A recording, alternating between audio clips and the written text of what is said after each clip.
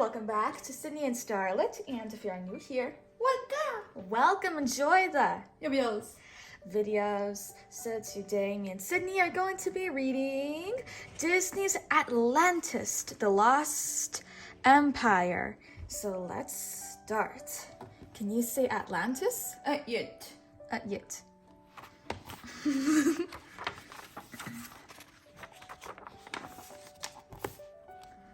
Milo thought knew Atlantis was real. His grandfather, Thaddeus, had spent his life looking for the lost city. Now Milo was doing the same. An expert in languages and maps, Milo was giving a speech about Atlantis. He held up an ancient Viking shield that had led him to an important discovery, the Shepherd's Journal. The key to finding Atlantis lies not in Ireland, gentlemen, but in Iceland. Milo paused. Gentlemen, I'll take your questions now, he waited. But his pretend audience of masks remained silent. Instead, the phone rang. Someone who worked upstairs at the museum barked that the boiler needed fixing. Milo sighed and whacked the boiler with a wrench. He hoped his real speech would convince the museum board to fund a trip to Iceland. If he had the Shepherd's Journal, it would lead him to Atlantis. Then Milo got a message. His meeting with the museum board members had been moved, and he had just missed it. Milo grabbed his maps. He chased after the board members who were leaving the museum. Mr. Harcourt, wait, Milo called to the museum director. I have new evidence. Sir, if you could just... But the director jumped into his waiting car. This museum funds expeditions based on facts, not folklore, Mr. Harcourt snapped. Besides, we need you here. With the winter coming, that boiler is going to need a lot of attention. Then the car sped away, leaving Milo alone with his maps and theories. Can you say Milo? Milo, good job. Discouraged, Milo expected to go home to his cat, Fluffy. Instead, a mysterious woman named Helga was waiting in his apartment. She was there on behalf of her employer, who had an offer for Milo. Are you interested? Helga asked. Milo was soon in the mansion of Preston Whitmore when he was surprised to see the old millionaire doing yoga stretches. But Milo was shocked when Whitmore gave him the Shepherd's Journal. Your granddad bent my ear with stories about that old book, the millionaire said. Whitmore and Milo's grandfather had been good friends. They had even made a bet. If Thaddeus ever found the journal, Whitmore would pay for his expedition to Atlantis. Thaddeus had finally found the book, but he had died soon after. But Whitmore was determined to keep his promise. Now the expedition was ready to go. Whitmore had a submarine ready. He had even selected the crew. Got the best of the best, Whitmore told Milo. The same crew that brought the book back from Iceland. All we need now is an expert in gibberish. What do you say? Milo could hardly believe it. He was finally going to find Atlantis. A few days later, Milo was aboard a ship meeting Commander Work, leader of the Atlantis expedition. Helga was his second in command. They were getting ready to board a sleek submarine that was loaded with machinery and supplies. Boy, when you settle a bet, Milo told Whitmore as he waved goodbye. Once the sub had been launched, Milo showed slides of a giant monster to the crew. This is an illustration of the Leviathan, the creature guarding the entrance to Atlantis, he explained. It's a mythical sea serpent. Soon after, crash! Something huge smashed into the submarine. Jimmy Christmas, it's a machine! Milo exclaimed when he saw the creature up close. the Leviathan blasted a hole right through the submarine. The survivors scrambled into smaller subs with only seconds to spare. "Where to, Mr. Thatch?" Rourke asked. Milo directed them to a crevice like one he'd seen in the Shepherd's Journal. It led to a tunnel that ended in an undersea air pocket. The crew unloaded trucks and other machines onto the dry land. They seemed to be in a cave at the edge of Atlantis, but they still had a long way to go. Rourke said, "From here on in, everyone pulls double duty. Everyone works, everyone drives." Milo wasn't much of a driver, so his truck ended up being towed by a powerful digger driven by Mole, the dirt-loving geologist. But Milo proved his worth when the digger broke down. "I don't understand. I just tuned this thing up this morning," said Audrey, the crew's teenage mechanic. When Audrey went to get more tools, Milo whacked an engine with a wrench. It sprang to life, just like the boiler back at the museum. Audrey was so impressed, she punched Milo twice. As Milo rubbed his arm, he missed seeing the strange masked figures who were watching them. That night, they camped. Milo studied the Shepherd's Journal alone. Some of the crew invited Milo to join them. "Don't you ever close that book?" Audrey asked him. You must have read it a dozen times by now," added Sweet, the medical officer. "I know," said Milo, "but this part doesn't make sense." Milo explained that the book spoke about the heart of Atlantis. It could be the powerful source that gave the Atlanteans energy, advanced medicine, and even flight. But the book just cuts off, as if a page is missing. "Relax, kid. We don't get paid over time," interrupted Vinny, the explosives expert. Can you say Vinny? Vinny.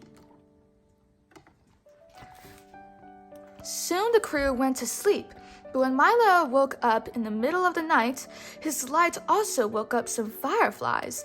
These were no ordinary fireflies. In seconds, they had set the entire camp ablaze. The crew members jumped into their trucks to escape, but the fireflies continued to attack. Kaboom! A fuel truck exploded. The trucks tumbled off a bridge into a deep hole. They landed in the soft ash at the base of a sleeping volcano.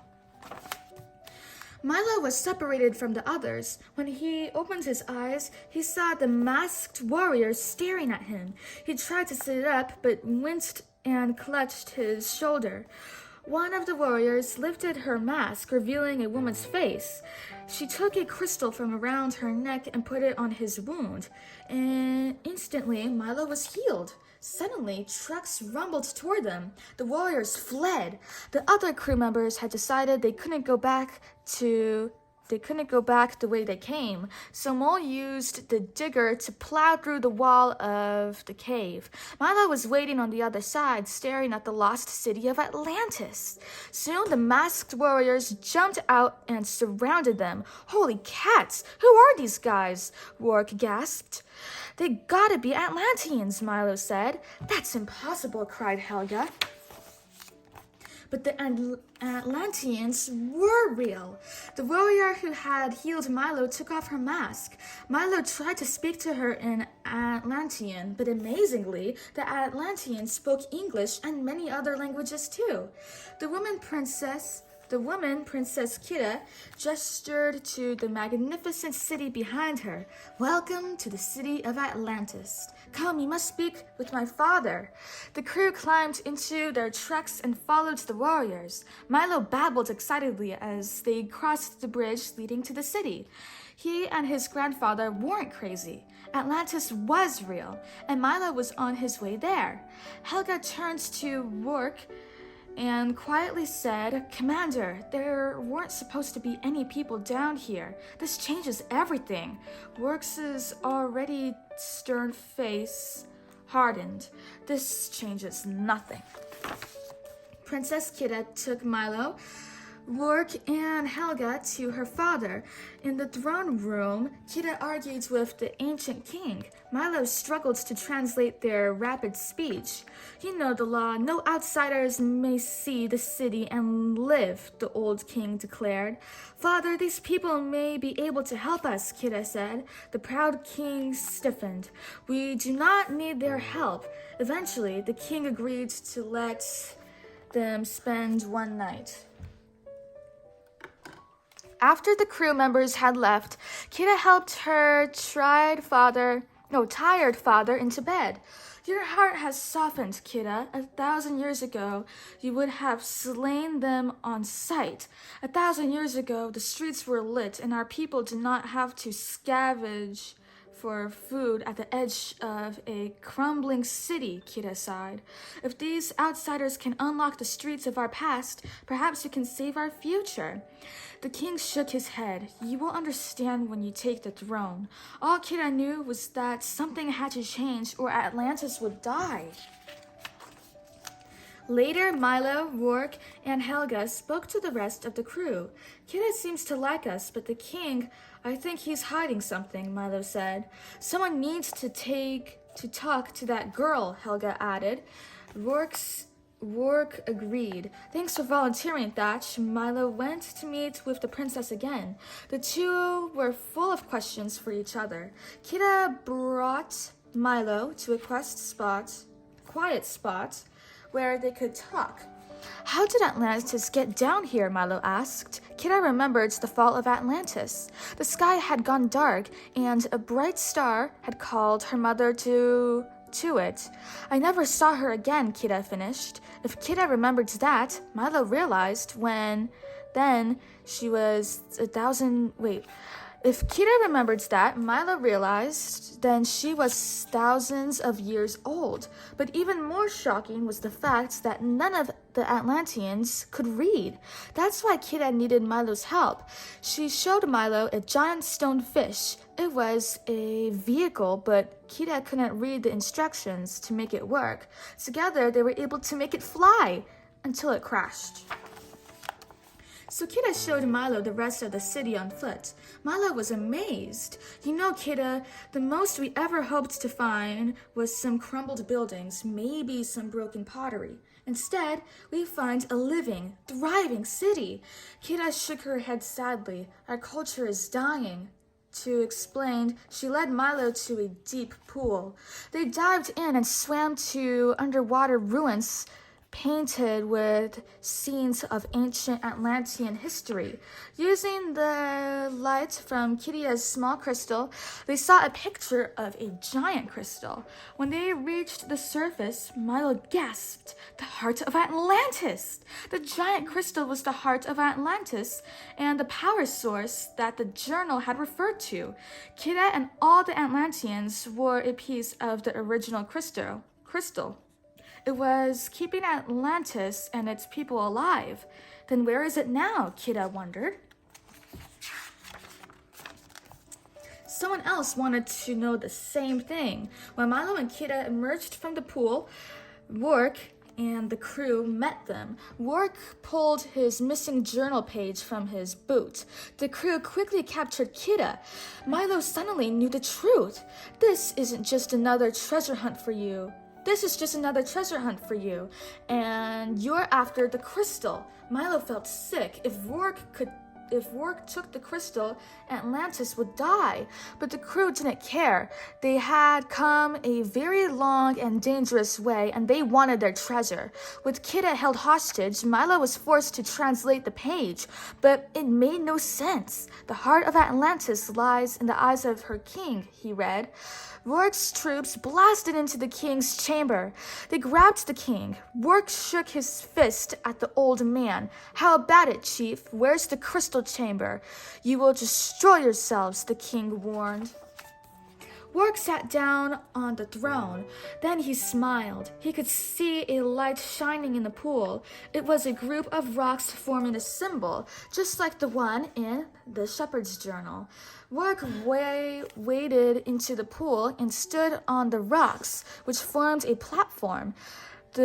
He forced Milo, Helga, and Kida to join him. The water trembled and the platform lowered them into another chamber below. In the chamber, the group saw a huge blue crystal floating in the air above a peaceful pool. Large carved stones circle the crystal. Kira recognized the faces on the carved stones and dropped her knees. "The kings of our past," she cried. Work restlessly kicked a stone into the pool. The crystal's light suddenly changed from blue to bright red. Search beams blazed throughout the chamber as if the crystal had been awakened. One of the beams of light enveloped Kida. In a trance, she walked into the pool. "What's happening?" Work demanded. Milo shrugged. "All the journal says is that the crystal is alive somehow. It's their power source. They're part of it, and it's part of them." Kida spoke in Atlantean. "All will be well," Milo thought. "Be not afraid." Just then, oh my gosh, I keep bumping into the camera. Sorry about that. Just then, the great crystal opened. A bright light lifted Kida, and she was absorbed into the crystal. Soon she returned, glowing with the light. Somehow, Kida had joined with the crystal. Before long, Rourke had Kida locked in a transport pod and loaded onto his truck. "So I guess this is how it ends, huh?" said Milo. "You're wiping out an entire civilization, but hey, you'll be rich," Milo angrily shouted to Rourke. Hearing Milo's words, some of the crew decided not to go along with Rourke's evil plan. Rourke climbed onto his truck. "Fine, more for me." As Rourke, Helga, and Rourke's troops left with Kida, the Atlanteans' crystal started to dim. To make sure no one could follow, Rourke blew up the bridge behind him. Just then, Sweet called to Milo. The doctor had been tending to the dying king. "There's nothing more I can do for him," Sweet reported sadly. What a nightmare," Milo moaned. "And I brought it here." The king handed Milo his crystal. Then he said, "Kida has been chosen like her mother before her. In times of danger, the crystal will choose a host, one of royal blood, to protect itself and its people." The king continued, "The crystal thrives on the collective emotions of all who came before us. In return, it provides power, longevity, and protection." The king explained that he had used the crystal as a weapon, which had led to Atlantis' downfall. With his last breath, the king gasped, "Return the crystal, save the city, save my daughter." Milo took the king's crystal and ran out of the palace. Now it was up to him to save Atlantis. Milo showed the crew and Atlanteans how to make the stonefish fly using their crystals. "Hey Milo," Vinny called, "you got something sporty, like a tuna?" The stonefish fleet lifted into the sky. Milo shouted, "Now let's do it." They caught up with Rourke at the volcano. He and Helga were escaping up through the volcano's shaft in a hot air balloon. Kida was in her transport pod, which was attached to the balloon with chains. A fierce battle broke out between Rourke's troops and the stonefish fleet. Milo suddenly knew what to do. "Vinny, new plan. You and me, we're gonna be decoys." "Sweet, Audrey, we're on this. We're on it." "Oh my gosh. We're on it," Sweet cried. And he and the young mechanic tried to cut Kida's pod loose. As Milo jumped aboard the balloon, his stonefish ripped a hole in the balloon's side. It began to sink. Rourke tossed Helga overboard to lighten the load. From the ground, Helga fired at the balloon, which burst into flames. Meanwhile, Milo and Rourke fought furiously. Milo managed to scratch Rourke with a piece of energized glass from Kira's pod. Rourke was turned to crystal. At the same time, Kira's pod broke free. Milo jumped to the ground and pushed the pod to safety. The balloon exploded, causing the volcano to erupt. Cracks began to form, and hot, molten lava began to flow. The volcano, she wakes, Mold screamed. Milo grabbed one of the chains on the pod. He hooked it to the tail of Sweets's and Audrey's stone fish. "We gotta get Kira back, or the whole city will die," he shouted. At last, they reached Atlantis, and Milo peered open the pod. Kira floated out. Protective stones rose up and began to spin all around her. Beams of energy burst from Kira, waking the giant statues that surrounded Atlantis. The statues clapped their huge hands, creating an energy dome over the city. When the massive wave of lava arrived, it rolled harmlessly over the dome. Atlantis was saved. Kira was restored to her former self. "Atlantis will honor your name forever," she later told the departing crew as they posed for one last picture. The other crew members felt sad about saying goodbye to Milo. "Are you sure you want to stay?" Sweet asked him. Milo grinned. "I hear there's an opening down here for an expert in gibberish." Back at the Whitmore's mansion, the millionaire spoke with the crew. He wanted to be sure Atlantis' secret would never be revealed. "Now let's go over it again," he said. "You didn't find anything?" "Nope, just a lot of rocks and fish. Little fish." "Sponges," Vinny fibbed. "What about Milo?" Whitmore asked. "Went down with the sub," Audrey offered. Whitmore sighed. He held a note and an Atlantean crystal from Milo. "At least he's in a better place now," the millionaire said. And indeed, Milo was. Way down below the ocean, Milo watched as a carving of Kira's father rose to join the other kings of the past that were protecting the amazing city. Finding Atlantis had taken every ounce of Milo's strength, courage, and cleverness. And as he held the princess's hand, Milo knew the adventure had been worth all that and more. The end. So that is it for today, everyone. I really hope you all enjoyed it, and we'll see you all next time. Bye-bye. Pick out your favorite page.